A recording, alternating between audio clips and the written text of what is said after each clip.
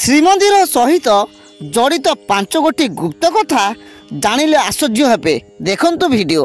ଆମ ଓଡ଼ିଶାର ବିଶ୍ୱ ପ୍ରସିଦ୍ଧ ଶ୍ରୀମନ୍ଦିର ବିଷୟରେ ସମସ୍ତେ ଜାଣନ୍ତି, କିନ୍ତୁ ଏହି ମନ୍ଦିରରେ ଅନେକ ରହସ୍ୟ ଲୁଚି ରହିଛି, ଯାହାକୁ କେହି ମଧ୍ୟ ଜାଣନ୍ତି ନାହିଁ।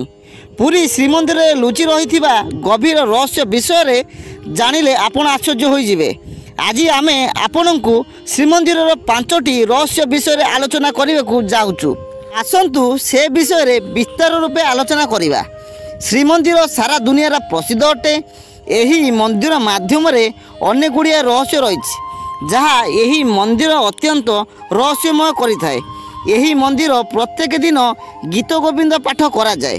ଏହା ହେଉଛି ଭଗବାନ ଶ୍ରୀକୃଷ୍ଣ ଓ ରାଧାଙ୍କ ମିଳନକୁ ନେଇ ରଚିତ ହୋଇଛି ଏକ ପୁସ୍ତକ ଅଟେ। ଆରମ୍ଭରେ ଏହି ପୁସ୍ତକକୁ କେହି ଗ୍ରହଣ କରିନଥିଲେ, କିନ୍ତୁ ଶେଷରେ ଭଗବାନ ଶ୍ରୀ ଜଗନ୍ନାଥ ସ୍ୱପ୍ନାଦେଶ କାରଣରୁ ପ୍ରତ୍ୟେକ ଦିନ ଏହି ଗ୍ରନ୍ଥ ଶ୍ରୀମନ୍ଦିରରେ ପାଠ କରାଯାଏ। କୁହାଯାଏ କି ଭଗବାନ ଶ୍ରୀ ଜଗନ୍ନାଥ ପ୍ରାୟ 2 ଥର ଶ୍ରୀମନ୍ଦିର ଛାଡ଼ି ଶଗଡ଼ରେ ଯାତ୍ରା କରି ଯାଇଛନ୍ତି।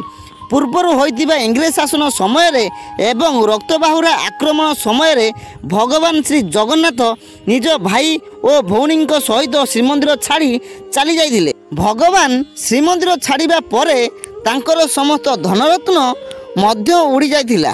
ରକ୍ତବାହୁ ଶ୍ରୀମନ୍ଦିର ଉପରେ ଆକ୍ରମଣ କରିବା ସମୟରେ ଶ୍ରୀଜୀଉମାନଙ୍କୁ ରକ୍ଷା କରିବା ପାଇଁ ତାଙ୍କୁ ସୁବର୍ଣ୍ଣପୁର ନିଆଯାଇଥିଲା।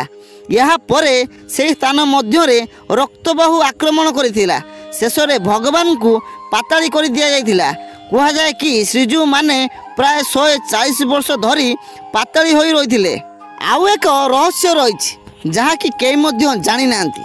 ଶ୍ରୀମନ୍ଦିରରେ ଶଙ୍କରାଚାର୍ଯ୍ୟ ଭଜନ କୀର୍ତ୍ତନ କରୁଥିବା ସମୟରେ ତାଙ୍କ ମନରେ ମଠ ପ୍ରତିଷ୍ଠା କରିବା ପାଇଁ ଇଚ୍ଛା ଜାଗ୍ରତ ହୋଇଥିଲା।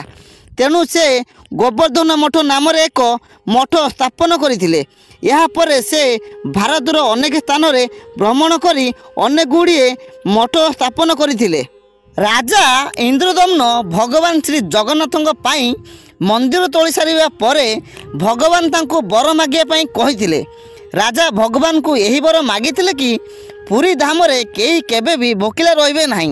ତେଣୁ ଶ୍ରୀମନ୍ଦିରରେ ଶ୍ରୀଜୀଉଙ୍କ ପାଖରେ ପ୍ରତ୍ୟେକ ଦିନ 60 ପଉଟି ଭୋଗ ଲାଗିଥାଏ ଏବଂ ଆନନ୍ଦ ବଜାରରେ ସମସ୍ତେ ମିଳିମିଶି ଭୋଗ ଖାଆନ୍ତି। ସେଠାରେ କୌଣସି ଜାତି ଭେଦ ଉଚ୍ଚ ନୀଚ ଦେଖାଯାଇ ନଥାଏ। ଧନ୍ୟବାଦ। ଭିଡ଼ିଓ ଆଜି ପାଇଁ ଏତିକି। ଯଦି ଆପଣଙ୍କୁ ଆମ ଭିଡ଼ିଓଟି ଭଲ ଲାଗିଥାଏ ତେବେ ଭିଡ଼ିଓଟିକୁ ଲାଇକ୍ କରିବେ, ସବସ୍କ୍ରାଇବ୍ କରିବେ, କମେଣ୍ଟ କରିବେ ଏବଂ ସାଙ୍ଗମାନଙ୍କ ସହିତ ସେୟାର କରିବେ।